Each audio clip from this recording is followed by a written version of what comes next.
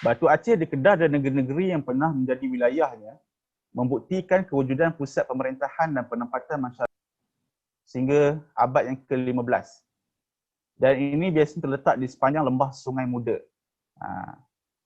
Dan kita sebutkanlah beberapa penempatan, biasanya Bukit Meriam, ini adalah ibu kota lama lah, Bukit Meriam, Sungai Emas, Permatan Pasir dan Pinang Tunggal. Kemudian apabila Kesultanan berpindah ke utara, sekitar abad yang ke-16, Batu Aceh ini berkembang pula di sekitar lembah Sungai Kedah dan Sungai Perlis, dan di kota-kota seperti Kota Seputih, Kota Naga, Kota Sena, Kota Bukit Pinang, Kota Star, Kota Langgar, Kota Kuala Kedah, Kota Kayang, Kota Anak Bukit dan Kota Limau.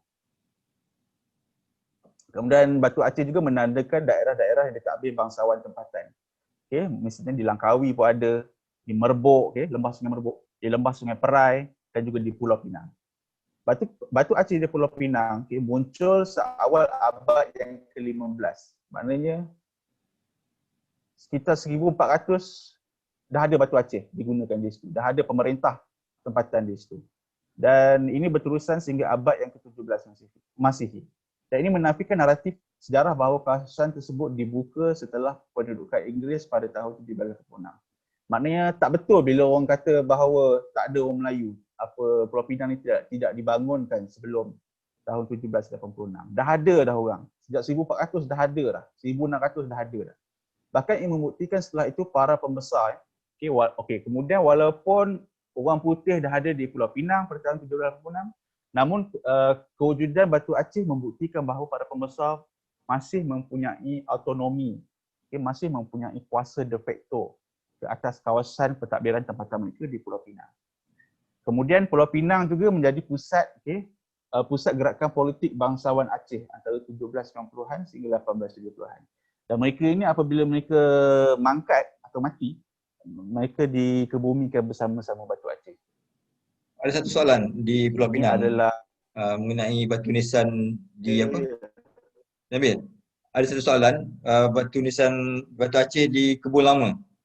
Ada di minta mana tu? yayasan di Kebun Lama Pulau Pinang. Apa soalannya? Soalannya seberingkas cerita Batu Aceh di Kebun Lama Pulau Pinang. Okey, kita akan pergi ke Pulau Pinang lagi. Saya akan tunjuk gambar dia. Okey. Sekarang ni kita masuk Kedah dulu. Okey. Maknanya kita tengok di sini ada dua batu nisan daripada abad yang ke-15 Masihi. Dan ini ditemukan di kota Sungai Mas, Kuala Muda.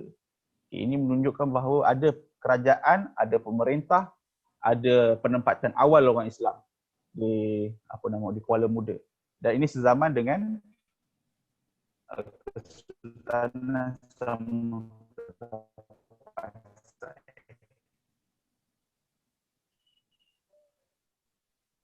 Ini gambar yang saya ambil sendiri, survey yang saya buat sendiri di antara tahun 2000. Aceh daripada ini pun zaman yang awal, Ini menunjukkan munculnya wujudnya penempatan Islam yang awal di kawasan tersebut zaman dengan Samudra Pasai. Ini yang ditemukan di Kota Pinang Tunggal atau Seberang Tok Soh. Dia batu nisan ni duduk dalam suatu kota lama daripada Kota Pinang Tunggal. Datang daripada abad yang ke-15, abad yang ke-16 Masihi, zaman Samudra Pasai. Kemudian batu nisan yang ditemukan pada abad yang ke-16, datang daripada abad yang ke-16 Masihi, ditemukan di Kota Seputih. Ini dia macam di sempadan antara negeri Perlis dan Kedah hari ini. Dan merupakan ibu kota kerajaan Kedah antara tahun 1300 sehingga 1600-an. Dan tinggalan kota ni tak banyak. Namun yang menandakan ia wujud, bukti yang menandakan bahawa kota tersebut wujud adalah ni, kubu-kubu lama yang terdapat di sini yang ditandakan dengan Batu Aceh. Bila kita kata abad yang ke-16, maknanya dia dah memasuki zaman Kesultanan Aceh. Dan kota ini adalah kota di mana Sultan Iskandar Muda datang menyerang, menakluk negeri Kedah dan membawa Sultan Sulaiman Shah daripada Kedah bawa balik pergi ke Aceh. Di sini berlakunya peristiwa tersebut. Okey. Kemudian makam Tok Pasai. Ini makam Tok Pasai di Pulau Kedah.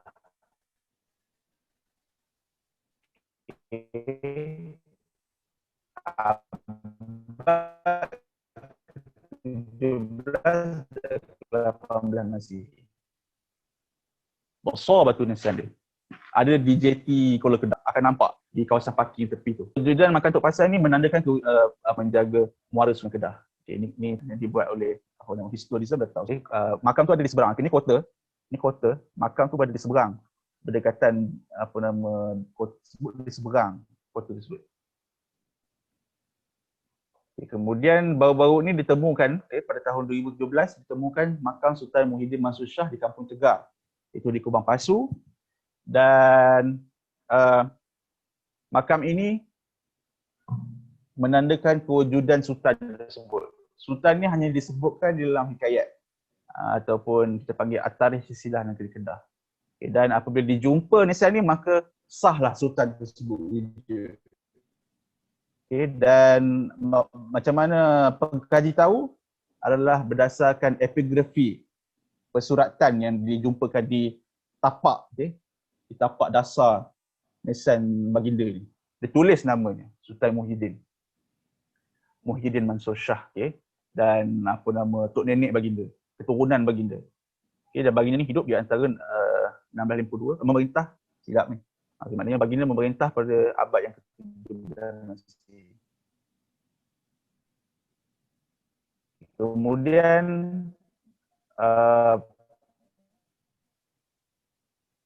pengkaji juga, bukan saya, Ataullah Muhammad Shah di Bukit Pinang membuktikan kewujudan baginda, kewujudan kaum kerabat baginda dan juga Bukit Pinang sebagai ibu kota Kesultanan Kedah yang dinyatakan di dalam At-Tarikh Silsilah Negeri Kedah. Baginda ini memerintah di antara tahun 1687 hingga 1698. Ini makam Sultan Muzaffar Shah di Merbuk yang dipercayai. Namun baru-baru ini terdapat sedikit pertikaian mengenai identiti makam tersebut kerana tipologi batu nisan tersebut iaitu daripada abad yang ke-17 dan ke-18 Masihi tidak padan dengan tarikh pemerintahan baginda. Maknanya kita tahu Sultan Muzaffar Shah ni sultan yang pertama baginda Kedah, yang pertama memeluk Islam pada abad yang ke-12. Maknanya lari tarikh kehidupan baginda itu, pemerintahan baginda itu dengan tarikh bagi bentuk tipologi batu nisan tersebut. Jadi berkemungkinan nisan ini adalah milik tokoh lain. Mungkin pemerintah tempatan yang berada di Merbuk. Ini adalah makam Diraja Langgar. Terdapat banyak batu nisan di sini. Ini antaranya kota ini diasaskan pada tahun 1701. Makam ini diasaskan pada tahun 1701. Namun makam-makam yang terdapat di dalam makam diraja ini ada yang datang daripada abad yang ke-17, maksudnya 1600. Dipindahkan kemari setelah makam diraja ini diasaskan pada tahun 1701. Ini adalah makam yang dipercayai milik Sultan Muhammad Jiwa yang kedua yang ditemukan di Anak Bukit oleh Persatuan Sejarah Malaysia Cawangan di Kedah. Tidak ada sebarang tulisan yang menyatakan nama baginda, namun dipercayai berdasarkan beberapa tunjuk. Dan nisan ini berdasarkan tipologinya datang daripada abad yang ke-18 Mesir. Jadi kalau lihat ni, kalau bentuk yang bentuk oktagon yang belakang ni, bentuk oktagon ni adalah menandakan nisan orang lelaki lah, maknanya sultan ke, anak raja anak raja Kedah ke kan, maknanya ditandakan dengan bentuk oktagon. Kemudian bentuk bagi nisan orang perempuan biasanya begini. Bentuk pipih, dia slab. Dia bentuk slab, dia tak bulat. Ini berkemungkinan Nesan Permaisuri ataupun puteri lah kepada sultan yang dimakamkan di sini. Okay. Kemudian ini adalah contoh gambar Nesan Aceh, Syekh Abdul Qadir bin Husin. Jadi sebelum ini kebanyakan sejarawan menggunakan Nesan ini sebagai bukti bahawa Islam telah bertapak di Kedah kerana mereka membaca tarikh pada Nesan tersebut sebagai 834 Masihi. Okay. Namun berdasarkan bacaan semula, okay, masih di peringkat kajian, namun ada usaha untuk membaca semula tulisan pada Nesan tersebut, menganggarkan bahawa sebenarnya tarikh Nesan ini adalah daripada abad yang ke-16 ataupun ke-17. Mengapa dibaca pada mulanya 834 Masihi? Disebabkan oleh ada keguguran nombor angka pada Nesan tersebut. Jadi terdapat kesilapan bacaan. Kemudian ini di Perlis, Shah Bandar di Kampung Y. Ini datang daripada abad yang ke-18 Masihi. Kemudian Perlis saya bagi satu contoh je lah. Dia ada banyak lagi, tapi ini contoh dia. Salah satu contoh dia. Kita masuk ke Pulau Pinang pula. Ini adalah makam yang paling mengejutkan ramai orang. Sebuah makam bernisan Aceh ditemukan di Bagan Jermal, di seberang Perai. Berdasarkan bentuk tipologi dia tu, kita menganggarkan bahawa ia datang daripada abad yang ke-15 dan abad ke-16 Masihi. Tarikh yang cukup awal, bermakna sezaman dengan Kesultanan Samudra Pasai. Ini menunjukkan bahawa orang Islam dah ada awal di Pulau Pinang. Jadi kita akan tunjuk bacaan epigrafi pada Nesan tersebut. Ni dia. Ini contohlah bacaan epigrafi. Kebiasaannya di tengah ni dia akan ada kalimah tahlil, la ilaha illallah Muhammadur Rasulullah. Kemudian di petak tengah ni adalah ayat Quran.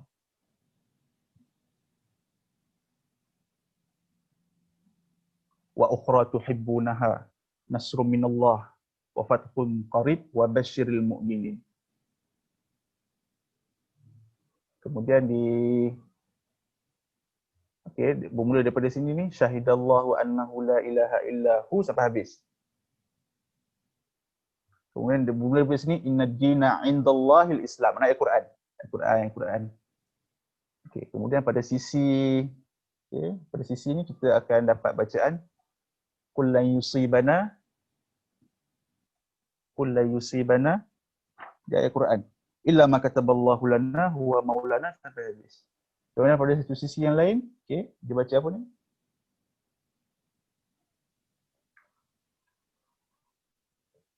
Bukannya qul lan yusibana. Yang ni manja abil hasanati falahu asyru amsalihah, ayat Quran. Tapi tidak ada nama semati, tidak ada tarikh bagi kematian pemilik kubur ini.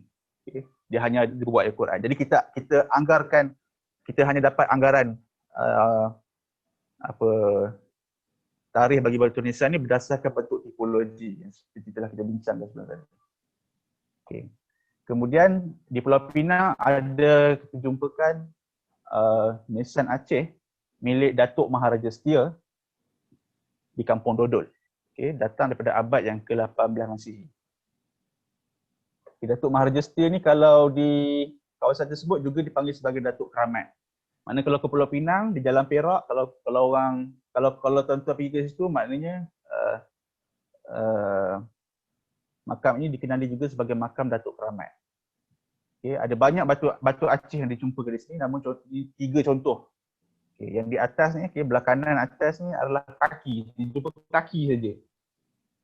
Kepala di mana? Kaki dia saja besar ni. Maknanya dia punya bahagian badan, bahagian kemuncak dia lagi besar, tapi hilang, bahagian tu hilang. Tak tahu pergi ke mana. Datuk Maharaja Setia ni merupakan pembesar Kedah. Dia merupakan saudagar raja. Okey, maknanya dia diutus oleh Sultan Kedah untuk mentadbir sebuah kawasan yang di sekitar kawasan ini pada zaman Sultan Muhammad Jiwa pada abad yang ke-18 Mesir. Kemudian ada batu aceh yang ditemukan di bahagian dalam milik Syekh Aqil Muhammad Khan.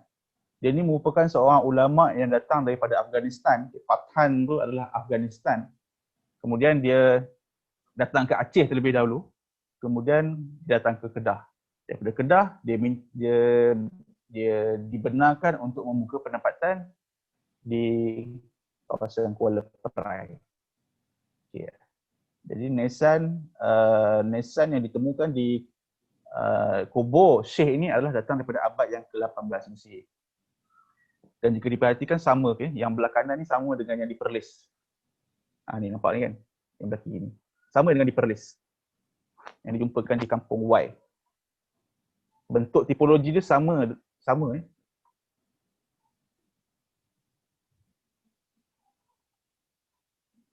Okey, kita jumpa dah. Tadi ada yang bertanya tentang kebun lama. Inilah dia. Penemuan dibuat pada tahun 2018. Ada pihak yang telah melaporkan kewujudan makam ini dalam satu blog.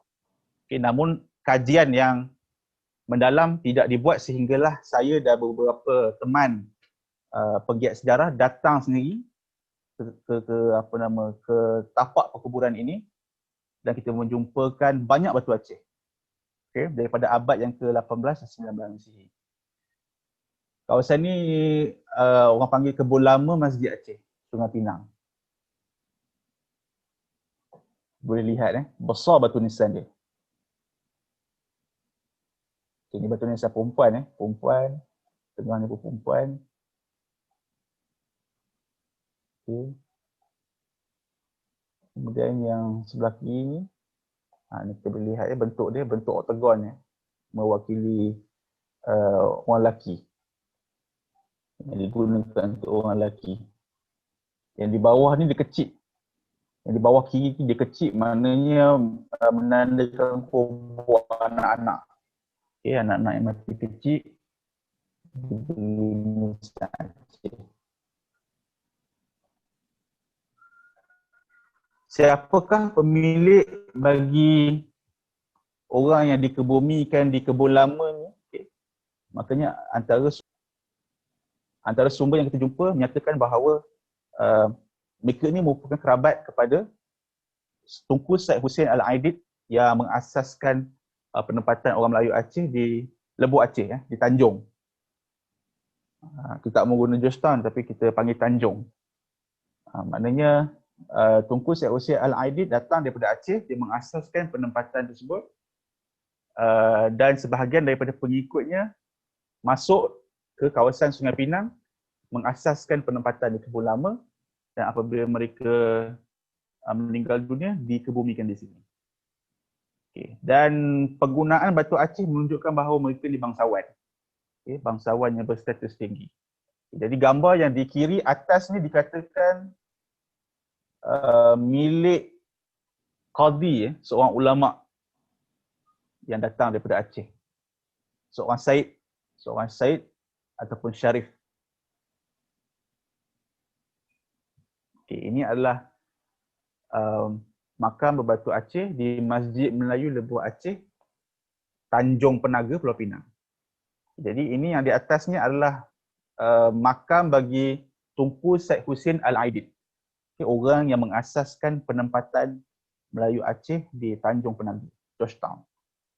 Okay, dia datang pada tahun selepas Light mengasaskan Tanjung Penaga pada tahun 1786. Makanya tahun 1889 dia datang. Dia mengasaskan penempatan di situ. Dan dia merupakan orang yang penting dalam pemerintahan kerajaan di Pulau Pinang. Dan merupakan orang Melayu dari Aceh khasnya di Pulau Pinang. Dia mati, meninggal dunia pada tahun 1820-an ke 1840-an, lalu dikebumikan bersama dengan Nissan Batu Aceh. Dan untuk pengetahuan semua, Tunku Syed Hussein Al-Aidid ini juga pernah menjadi sultan di Aceh.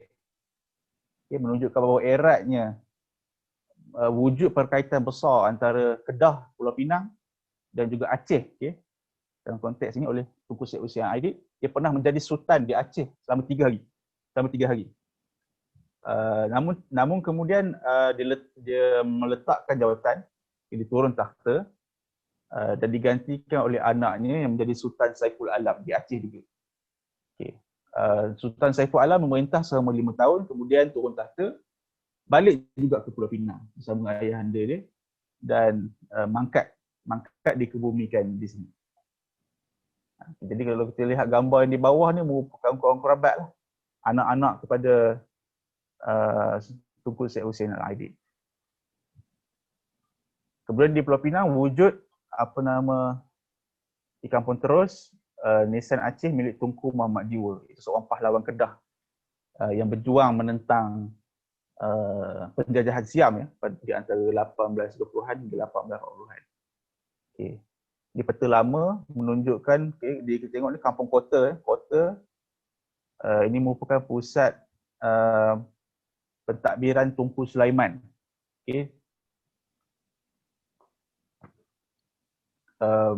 Makam Tunku Muhammad Jiwa tu terletak berdekatan dengan kampung kota ni.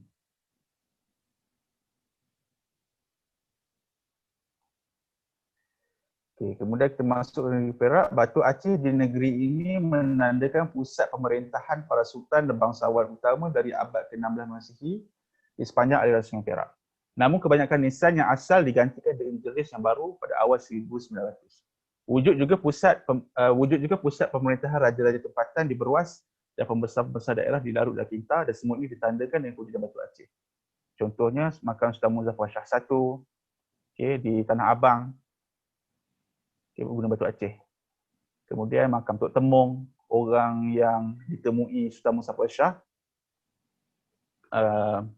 ketika hendak mengasas Kesultanan Perak. Kemudian makam Laksamana Aceh yang datang daripada Aceh menyerang Perak lalu terbunuh, dimakamkan di sini. Kemudian diberi nisan daripada Aceh. Kemudian makam Tok Sago di Lambor juga datang daripada zaman yang sama, abad yang ke-17. Besar nisan dia kalau kita tengok. Kemudian ini makam yang tidak yang kurang masyhur dan tidak didokumentasikan. Kemudian pada tahun di antara 2017 dan 2019, saya dan beberapa orang penggiat sejarah telah datang ke tapak ini dan melihat segi batu nisan.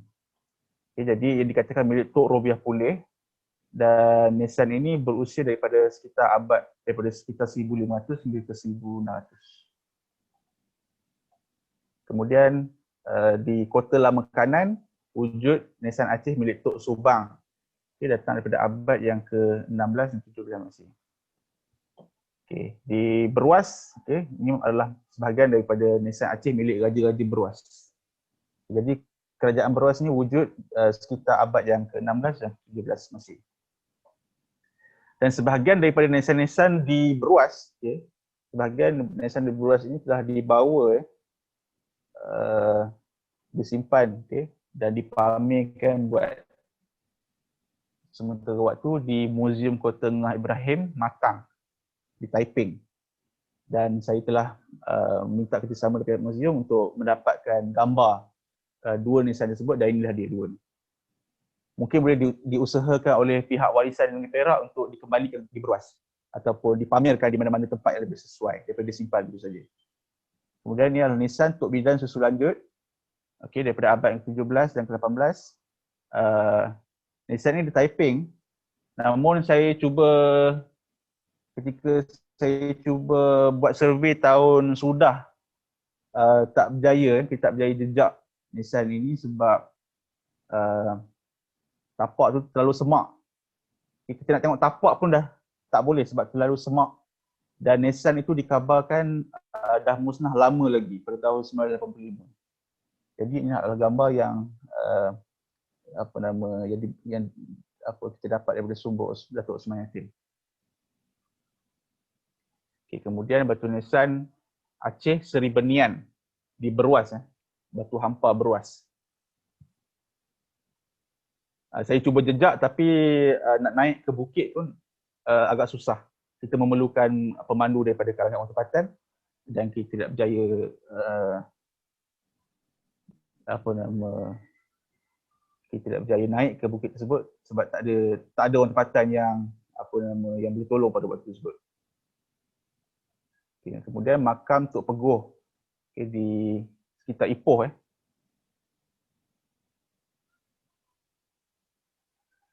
Okay, kemudian ini adalah batu nisan milik keluarga, ahli keluarga perempuan Panglima Bukit Gantang di Taiping. Okay. Batu nisan kerabat Datuk Maharaja Kinta atau Panglima Kinta. Okay. Ini di Ipoh. Okay. Bagi Selangor dan Kuala Lumpur, pengkatalogan atau pendokumentasian dijalankan oleh Puan Intan Salina dan Cik Aizam daripada Perbanan Adat dan Muzium di Selangor. Dikhabarkan bahawa buku berkenaan Batu Aceh Selangor telah siap namun menunggu masa untuk dilepaskan. Okay, untuk dilepaskan ke pasaran. Tapi kita tak tahu bila. Tapi secara umum Batu Aceh memang wujudlah di Selangor dan Kuala Lumpur. Okay, dan secara umum datang daripada abad yang ke-17 dan 18 Masihi, tersebar di lembah-lembah sungai utama di mana terletak ibu kota dan penempatan bangsawan dari zaman Kesultanan Johor dan Kesultanan Selangor. Okay, jadi tempat yang wujud Batu Aceh adalah misalnya di Kuala Selangor, di Kelang, di sekitar Subang, Petaling Jaya, di Kuala Lumpur pun ada, di Sentul, kemudian di Jugra. Ini contoh di Kampung Kedah. Okay, maknanya ada bangsawan Kedah pada abad ke-17-18 Masihi berhijrah ke Kuala Selangor dan mereka dikebumikan dengan Batu Aceh di sini. Okay, ini adalah makam-makam sekitar Kuala Selangor.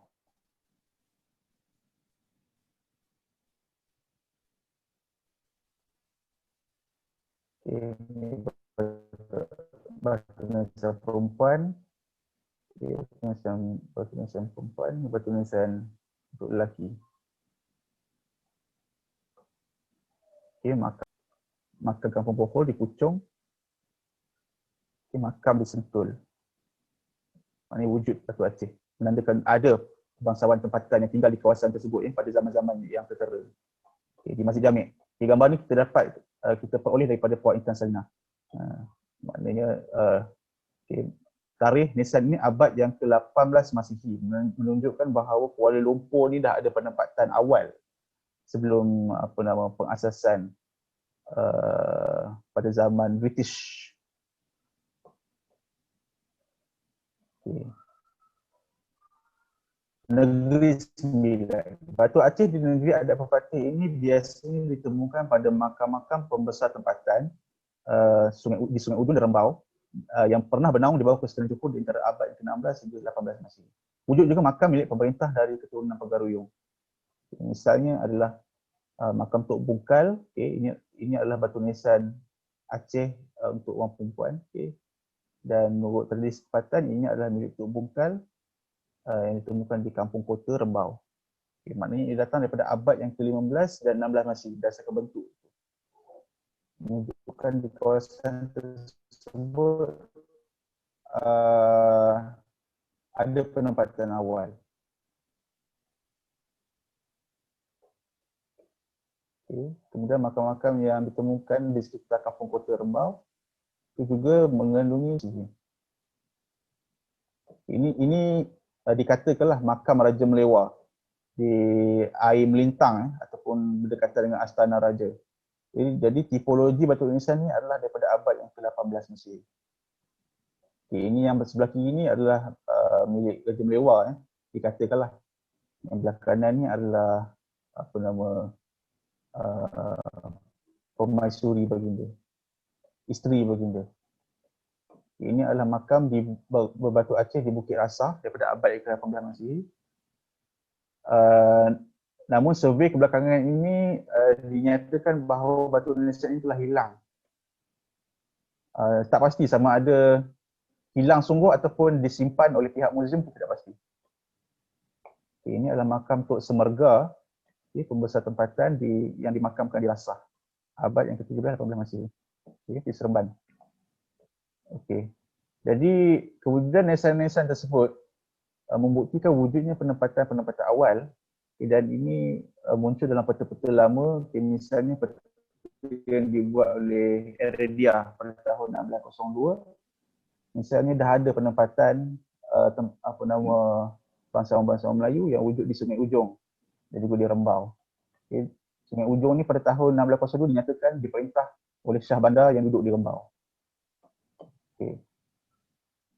Okey. Kemudian kenapa kita masukkan nisan Syekh Ahmad Majnun di Pekala Kempas? Tipologi nisan ini bukan batu Aceh. Secara eksplisit bukan batu Aceh. Namun apa yang menarik adalah ragam hias yang kita nampak di bahagian dasar dan juga di bahagian puncak, dan juga persuratan epigrafi pada batu nisan ini jika diperhatikan mempunyai persamaan dengan satu tradisi batu nisan yang muncul di Sumatera Utara. Okay, namun ini memerlukan kajian dan Melaka tak peliklah kerana ia merupakan metropolis pusat perhubungan kebudayaan melalui Islam dengan Kesultanan Pasai. Kewujudan batu Aceh dari zaman Pasai pada abad yang ke-15 atau 16 Masihi berkesinambungan sehingga zaman Kesultanan Johor di antara abad ke-16 hingga ke-18 Masihi. Taburan batu Aceh di negeri ini tertumpul di kawasan pesisir pantai, dan juga di lembah-lembah Sungai Melaka, Sungai Linggi, Rembau, di sempadannya dengan Negeri Sembilan, di Sungai Kesang dan juga di Pulau Besar. Dan ada di beberapa tempat. Nisan-nisan di Melaka membuktikan, nisan-nisan Aceh di Melaka membuktikan kewujudan pemerintah Agung Melaka dan pembesar-pembesar tempatan. Ini adalah contoh batu nisan Sultan Mansur Shah, contoh gambar nisan Aceh Sultan Mansur Shah. Baginda mangkat pada 1477. Dan nisan baginda ini datang daripada tipologi zaman Samudra Pasai. Ini adalah nisan daripada abad yang ke-15 dan juga 16 dan dijumpakan di Pangkalan Samak. Ini adalah nisan di Ulu Seraja, ini juga daripada zaman yang sama. Nisan di Pulau Besar. Yang di kanan tu datang daripada abad yang ke-15, dan yang bentuk Wak Tegon ni datang daripada zaman daripada Wat. Adalah nisan yang dapat di sekitar makam Datuk Dor Said di Naning. Datang daripada abad yang ke-17 18 Masihi. Nisan Aceh, kapital Melayu di Bukit Beruang. Seorang kapital Melayu yang dilantik oleh pihak Belanda, seorang yang sangat berpengaruh dan kaya, apabila meninggal dunia, dikebumikan dengan nisan daripada batu Aceh. Nisan batu Aceh yang sangat berkualiti. Tengok ukirannya tu.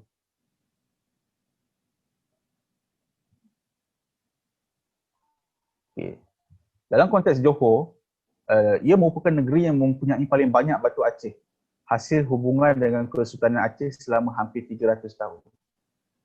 Terdapat batu Aceh yang muncul sejak zaman Kesultanan Melaka. Kewujudan nisan-nisan ini menandakan kewujudan pusat-pusat pemerintahan Empayar Melayu. Empayar Melayu Johor yang agung. Komplek-komplek kuburan diraja, kota-kota pertahanan, dan penempatan bangsawan di sepanjang lembah Sungai Johor, Sungai Muar Segamat dan Sungai Batu Pahat. Antara lokasi utama yang dapat ditemukan batu Aceh ni adalah di Sayong Pinang, di Pagoh, di Makan Tauhid dan Kota Tinggi. Banyak, jadi kita tak dapat senarai ke sini. Ini adalah contoh yang paling utama, nisan Aceh milik Sultan Alauddin Riyad Shah Ibni Sultan Mansur Shah Melaka. Baginda mangkat dan dikebumikan di Pagoh. Dan nisan ini jika kita perhatikan merupakan tipologi daripada abad yang ke-15 Masihi, 1400. Ini adalah nisan Raja Sulaiman Shah bin Sultan Mansur Shah yang ditemukan di Sungai Pinang. Baginda wafat setelah penaklukan Portugis.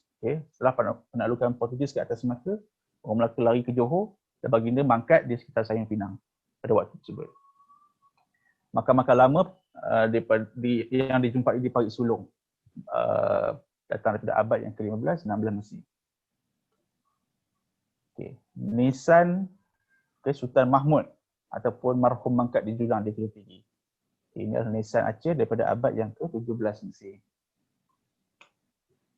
Kemudian makam bernisan Aceh milik Bendahar Habak di Makam Tauhid. Juga di Kota Tinggi. Abad yang ke-17-18 Masihi. Di Singapura, wujud 5 unit batu Aceh yang dikatakan berasal dari Melaka. Dan juga Johor, dari Johor. Nisan-nisan ini disimpan di Heritage Conservation Centre atau HCC dan pernah diterbitkan kajiannya oleh Winstead dan diterbit gambarnya oleh Osmatic. Ini adalah contohlah 2 nisan dari Melaka. Abad 15-16 Masihi di Singapura. 3 lagi datang daripada Sayung Pinang. Dari Johor, abad yang ke-17-18 Masihi. Difaham nisan batu Aceh terawal adalah dari abad yang ke-15, sama zaman dengan Melaka. Dan nisan-nisan ini adalah milik sultannya, nisan yang terawal adalah milik sultan yang pertama, Sultan Muhammad Shah, dan ditemukan di Pahang Tua. Dan ini dituruti oleh kaum kerabat, ditemukan nisan Aceh milik kaum kerabat, anak cucu dan para pembesar lain di sekitar daerah Pekan. Kompleks pemakaman serupa muncul di antara abad ke-15 hingga ke-16 Masihi. Juga di sekitar kawasan tersebut, antaranya di Kampung Sawah, Dusun Pinang, Tanjung Johar, Kampung Teluk, Kampung Nibun dan Ziarat Raja Radin. Di kawasan hulu Sungai Pahang, wujud makam serupa di Lubuk Pelang. Makam-makam zaman terkemudian boleh ditemukan di tapak Makam Condong dan Pulau Jawa dari abad ke-16-17 Masihi. Di tapak Pasir Kandang atau Kampung Beruas dari abad ke-18 ke-19 Masihi. Beberapa makam pembesar dapat ditemukan di sekitar Kuala Bera, di Chini dan di Lipis dari abad ke-17-18 Masihi. Ini contoh. Ini adalah gambar nisan Sultan Muhammad Shah, Sultan pertama bagi negeri Pahang, Kesultanan Pahang. Baginda mangkat pada tahun 1475 Masihi. Nisan milik Raja Fatimah, anak Sultan Alauddin Riyad Shah. Gambar sebelah kiri, itu adalah milik Raja Fatimah. Dan gambar di sebelah kanan adalah nisan suami baginda, iaitu Sultan Abdul Jalil. Dan makamnya adalah di Ziarat Raja Radin Pekan. Kemudian makam Pematang Pasir. Ada yang menganggap bahawa ia datang daripada abad yang ke-11. Namun bacaan ada usaha untuk membaca semua tarikh tersebut, maka menemukan tarikh sebenar iaitu daripada abad yang ke-16, itu pada sekitar tahun 1519 Masihi. Dan tarikh bacaan baharu tahun 1519 ini bertepatan dengan bentuk tipologi nisan tersebut. Batu Aceh di Terengganu menandakan pusat pentadbiran negeri di kawasan hulu di sekitar Kuala Berang dan di hilir di sekitar Kuala Terengganu. Ini adalah contoh batu nisan Aceh yang paling tua di Terengganu, milik Tok Raja Rek ataupun Tok Raja Raya yang ditemukan di Hulu Terengganu. Abad ke-15-16 Masihi, zaman Melaka. Kemudian nisan Aceh yang ditemukan di Bukit Keledang, Kuala Terengganu, daripada tipologi abad ke-17-18 Masihi. Dan nisan ini telah hilang saya telah buat survey baru-baru ini dan tidak menemukan unit batu Aceh ini di situ. Sama ada hilang ataupun disimpan oleh pihak-pihak tertentu, kita tak pasti. Kemudian di atas Bukit Puteri di Kuala Terengganu, Okay. Terdapat satu unit batu Aceh yang tidak didokumentasikan milik Syed Yassin. Okay. Syed Yassin ini merupakan seorang Ulu Balang yang ditugaskan oleh Sultan Zainal Abidin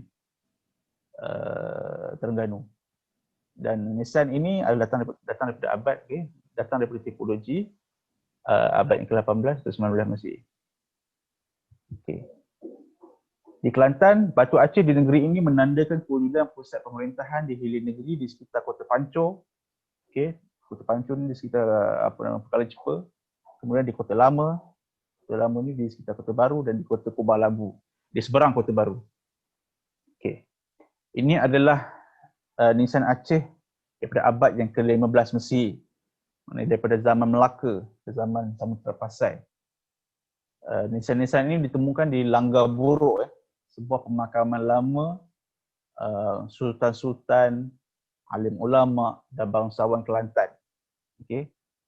Namun terdapat baru-baru ini isu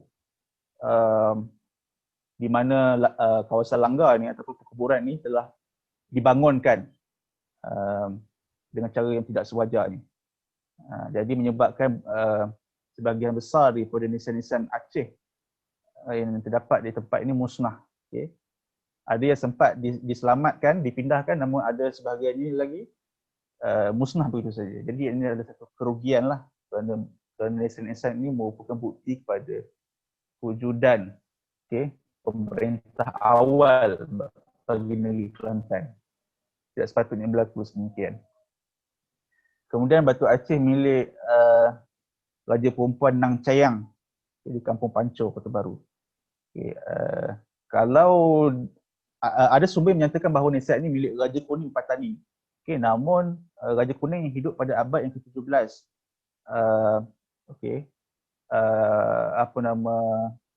tarikh pemerintahan Raja Kuning tersebut tidak padan dengan bentuk tipologi nisan ini yang sepatutnya datang daripada abad yang ke-15 atau 16 Mesir.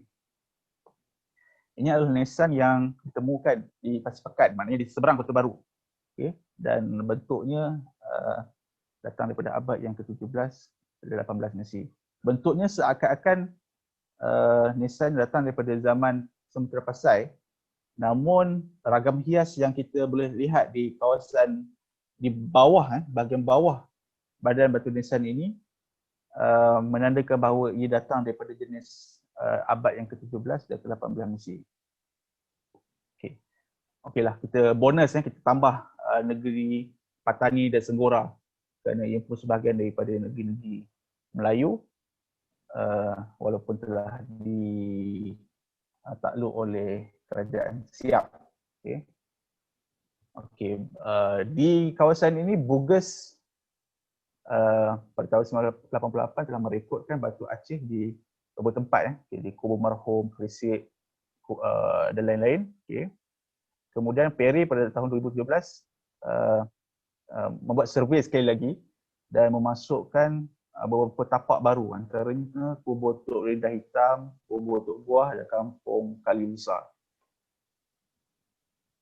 Nisan Aceh di Patani berusia dari abad yang ke-16 hingga abad yang ke-18 Mesir. Dan ia terletak di persekitaran ibu kota dan istana Kesultanan Patani.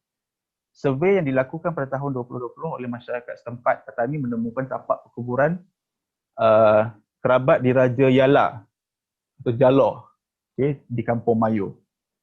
Sebuah makam milik kerabat Diraja, ini di Songkla, sebuah makam milik kerabat Diraja Sultan Sulaiman Shah boleh ditemukan di kawasan Kota Lama negeri tersebut. Ini adalah batu nisan di Patani di Kampung Semela daripada abad yang ke-17 ke 18 Mesir milik keluarga Diraja, kerabat Diraja dan bangsawan-bangsawan Patani. Ini adalah di dalam satu posting di Facebook dinyatakan nisan-nisan yang datang yang ditemukan di Kampung Gong Maning. Saya tak pasti di mana Gong Maning, namun apabila dibandingkan dengan nisan-nisan di Semela ni, dia lebih kurang. Jadi saya beranggapan bahawa mungkin Gong Maning ni adalah tempat yang serupa dengan Semela. Okay, jadi ini adalah nisan daripada abad yang 17 ke 18. Nisan yang ditemukan di Kampung Mayor, Yala tadi tu. Okay, ini bentuk ini datang daripada abad ke-15 Masihi. Okay, nisan yang datang daripada zaman Kesultanan Melaka dan juga Kesultanan Samudra Pasai. Maknanya daripada zaman awal dah ada pengaruh nisan batu Aceh ini tiba di Patani. Okay, ini adalah nisan yang dikatakan yang dipercayai milik Sultan Sulaiman Shah di Senggora. Okay, datang pada abad ke-17-18 Mesir. Okay. Kalau kita nak rangkumkan seluruh Malaysia, okay, maknanya kita perlu memasukkan Sabah dan Sarawak. Di Sabah kita ada data, namun di Sarawak berdasarkan perbincangan dengan beberapa sahabat dari sana, okay, mereka menunjukkan satu gambar. Okay. Satu unit nisan batu Aceh yang ditemukan di muara Sungai Saribas dan berusia dari sekitar abad ke-17-18 Mesir. Ini menandakan kewujudan batu Aceh ini menandakan kewujudan pemerintah Melayu Islam yang berkait dengan Kesultanan Brunei dan atau juga Sambas. Nisan ini dikatakan milik Dayang Esah Pandang Sari, anak kepada pengira Abdul Kadir. Ditemukan di Pusa dan Batang Saribas. Datang daripada abad yang ke-17 ataupun 18 Mesir.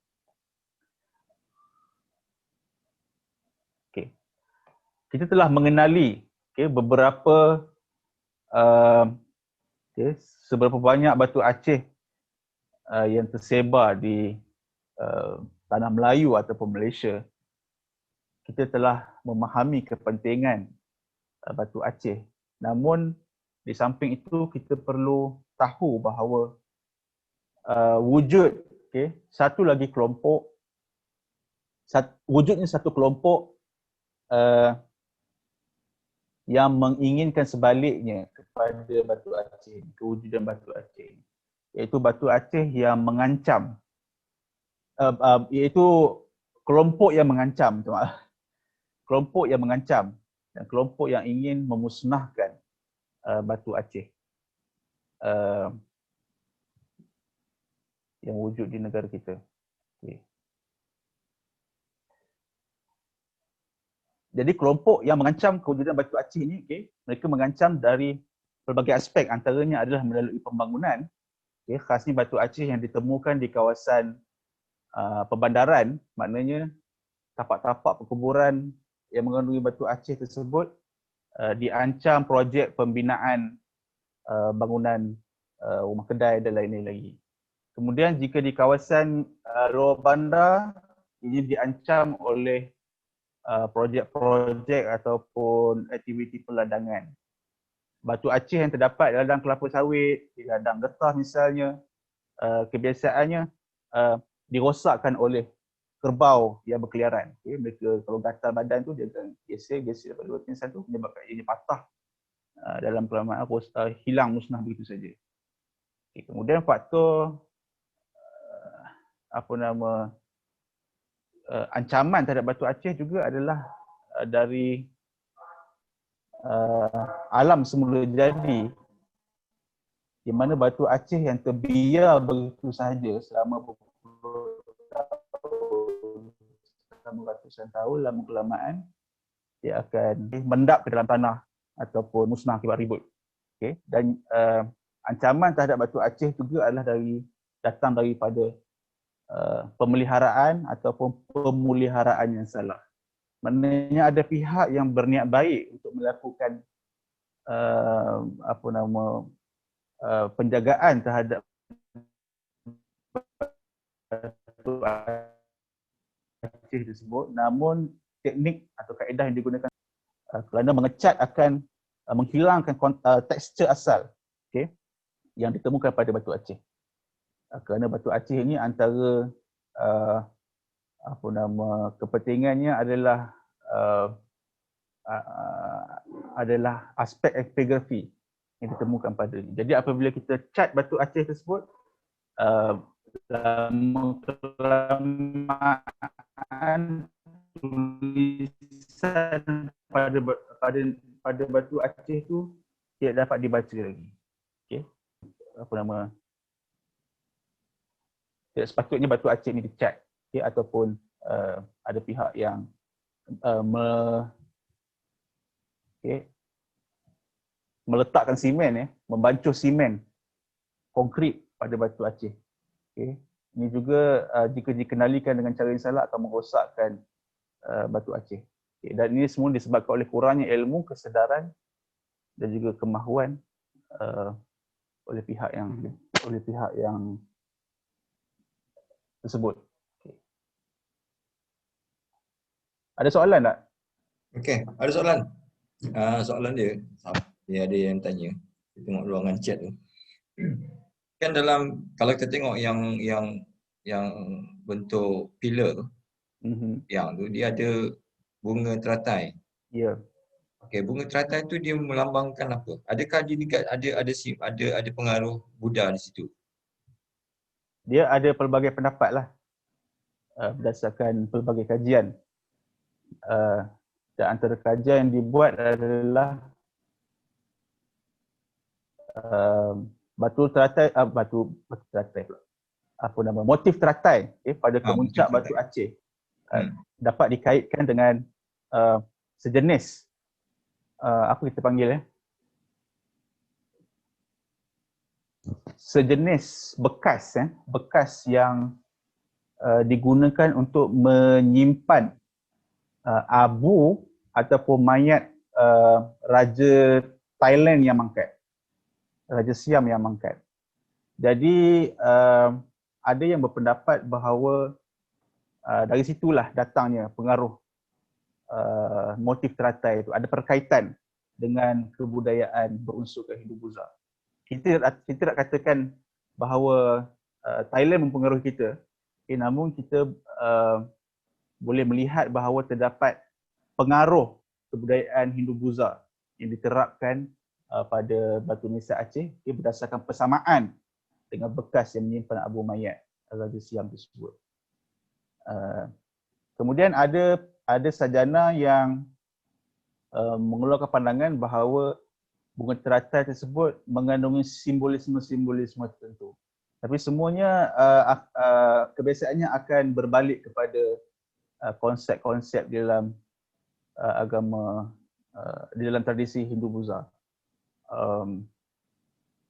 Misalnya ia menandakan kepada kelahiran semula dan juga mencapai kepada martabat ataupun peringkat nirwana, peringkat tertinggi dalam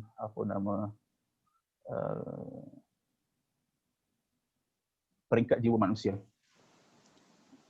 Okey, ada satu soalan lagi. Okey, kalau kita tahu Batu Aceh ni asalnya dari Aceh ataupun dari Pasai. So dia digunakan kebanyakannya di Tanah Melayu. Ya. Zaman Senam Melaka, Johor. Dari segi pembuatan bagaimana? Adakah tukang tu datang daripada Aceh ataupun memang raja ni dah tempah dulu tulisan?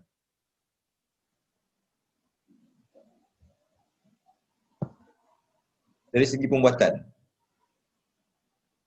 Hello.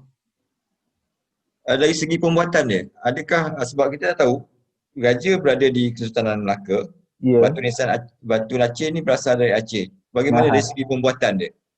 Pembuatan. Ya. Adakah mereka ni dah tempah dari Aceh ataupun memang tukang dia dari Aceh buat di sini? Okey, faham.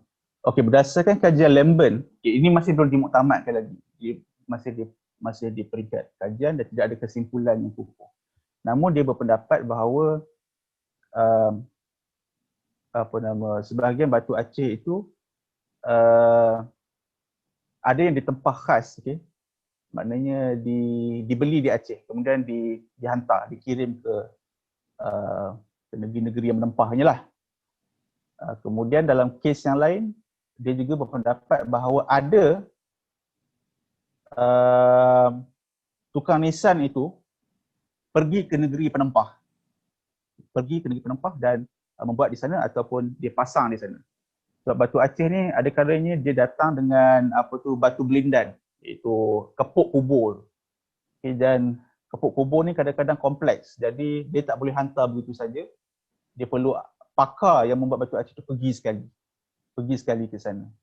Jadi ada pelbagai yang kata pandangan lah, sama ada seperti yang saya katakan awal tadi, ataupun tukang nisan tu pergi ke sana dan buat di sana. Okey, ini yang persoalan tadi yang di Puchong ni. Ada satu Ya. soalan tanya.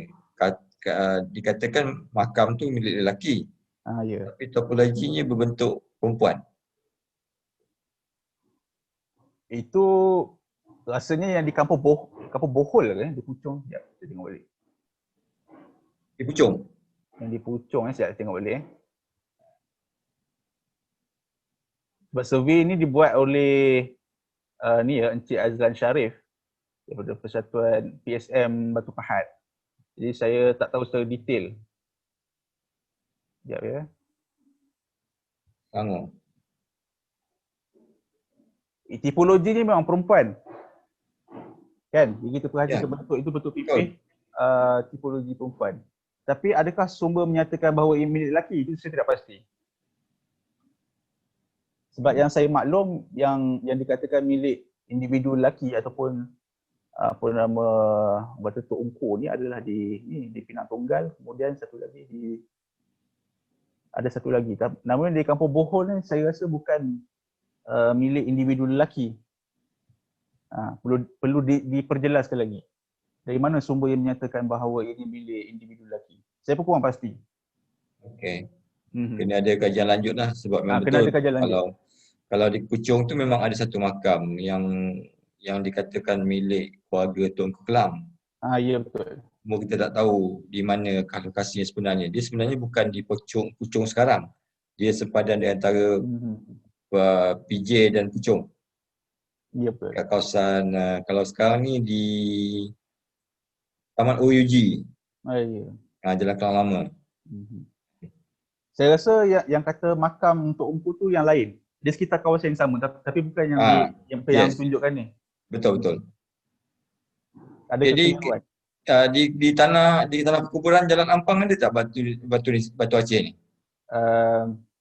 Setakat yang saya pergi buat survey tak ada lagi, tak ditemukan. Tak ada lagi Tak ada lagi.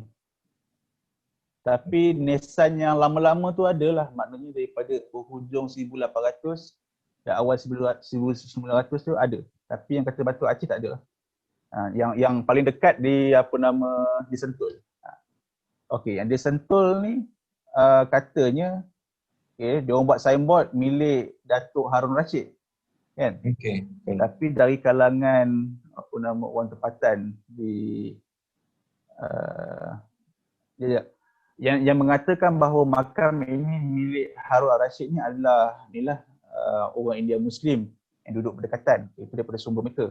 Dia orang buat bangunan surau apa semua kan, mengikut tradisi India Muslim. Namun berdasarkan sumber daripada waris-waris Tok Ungku Kelang, ini adalah makam salah seorang daripada Tok Ungku Kelang.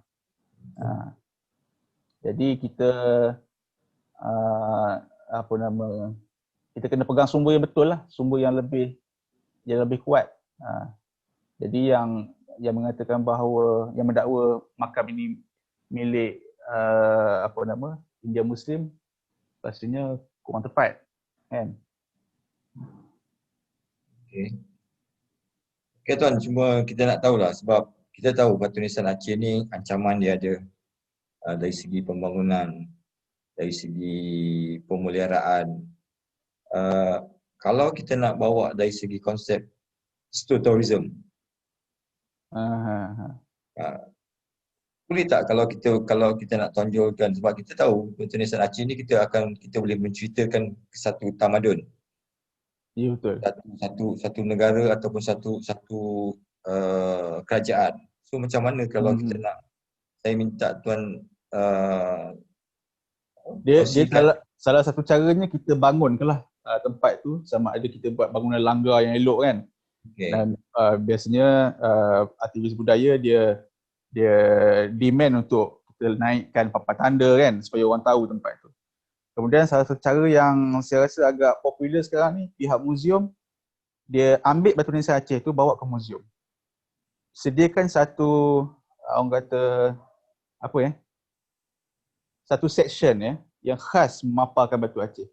kan? Dan ini apa nama, untuk orang yang datang ke muzium itu dapat mengenali lebih detail berkenaan Batu Aceh ni.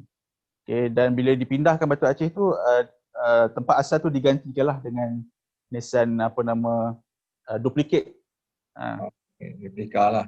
replika. Dan ini salah satu pendekatan yang dibuat oleh pihak Muzium Kedah lah.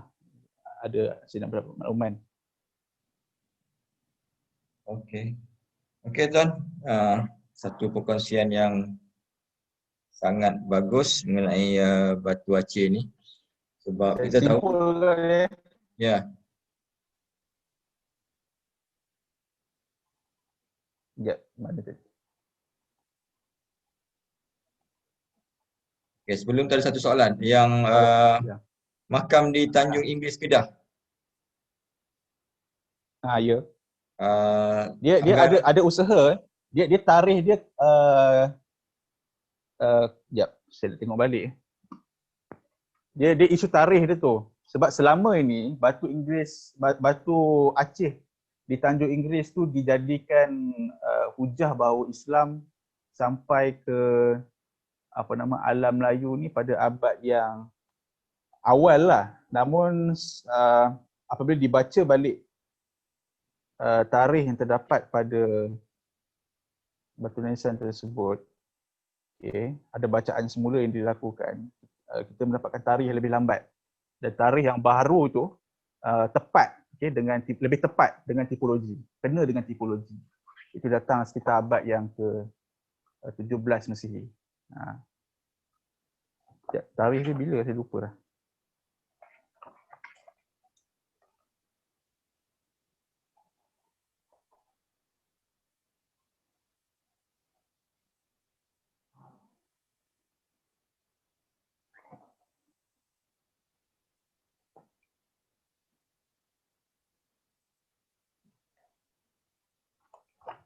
Tak jumpa. Time nak cari tak jumpa tu.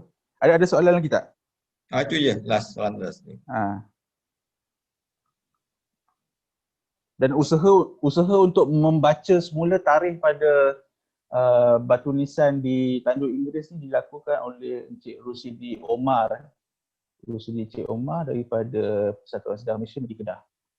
Kajian ni masih belum diterbitkan. Dia dalam usaha untuk buat hitungan tertentu. Namun inilah apa yang kita dapat tahu sekarang ni, tarikh yang berada pada nisan tersebut tidak kena, tak matching dengan tipologi. Dan tarikh baru yang dapat tu lebih matching dengan tipologi, iaitu daripada abad yang ke 17 Masihi, lebih kurang.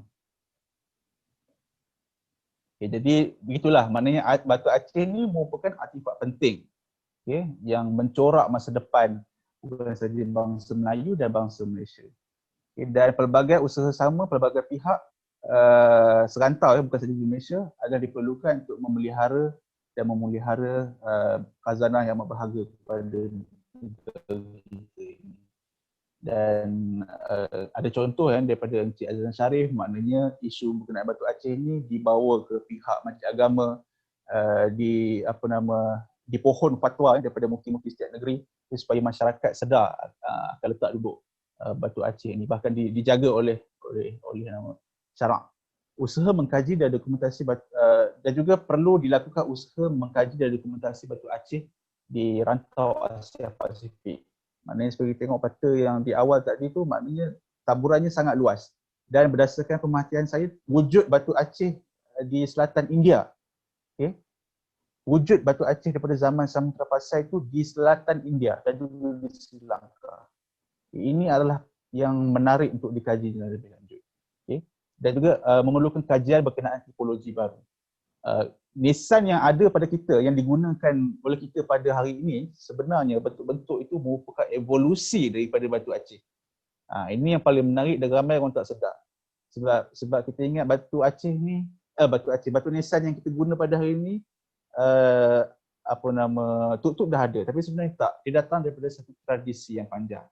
Dan ada wujud batu nisan peralihan yang yang memisahkan Nesan yang digunakan oleh kita dengan Nesan Aceh. Jadi itu memerlukan kajian lanjut.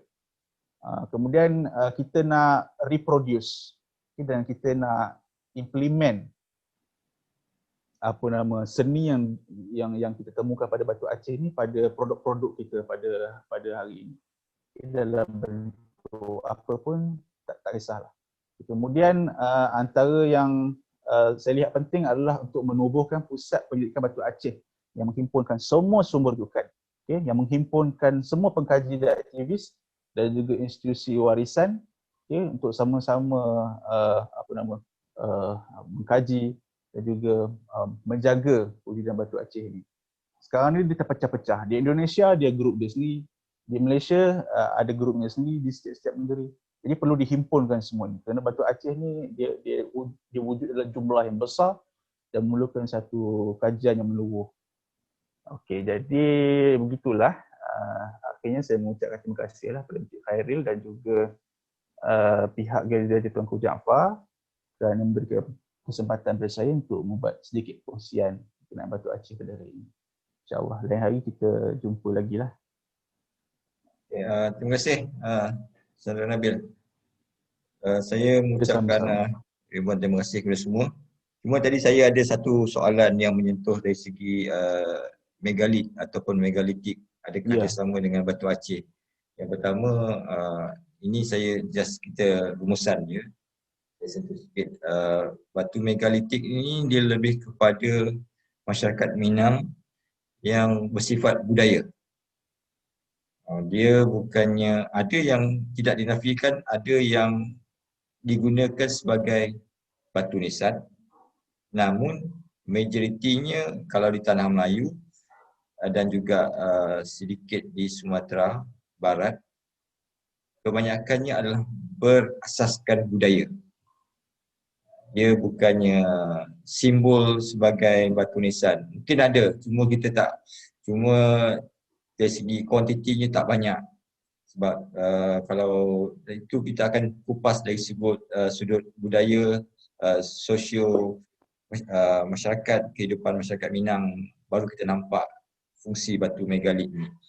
Jadi saya mengucapkan terima kasih sekali lagi kepada Saudara Nabil kerana berkongsi dengan kita dan dengan tuan-tuan yang sudi hadir melapangkan waktu lebih kurang dalam 1 jam lebih untuk kita bersama-sama mendengar perkongsian daripada Saudara Nabil. So kita harap Saudara Nabil buat PhD dalam bidang Batu Aceh juga, dan berjaya mewujudkan satu pusat konservasi ataupun pusat pendidikan Batu Aceh yang boleh kita jadikan sebagai sumber rujukan.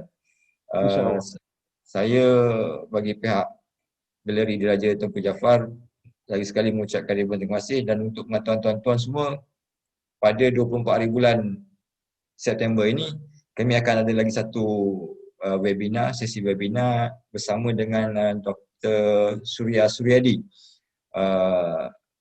yang pensyarah yang bertugas di Universiti Leiden, yang akan membicarakan dari semangat nasionalisme di alam Nusantara. Sebab sekarang ni bulan Ogos dan September adalah bulan nasionalisme di negara-negara Nusantara. Jadi kita minta Dr. Suryadi kupaskan. Siapa yang berminat nanti boleh layari Facebook kami dan boleh mendaftar. Dan terima kasih semua. Assalamualaikum warahmatullahi wabarakatuh. Kita jumpa lagi. Assalamualaikum. Waalaikumsalam. Terima kasih banyak. Sama.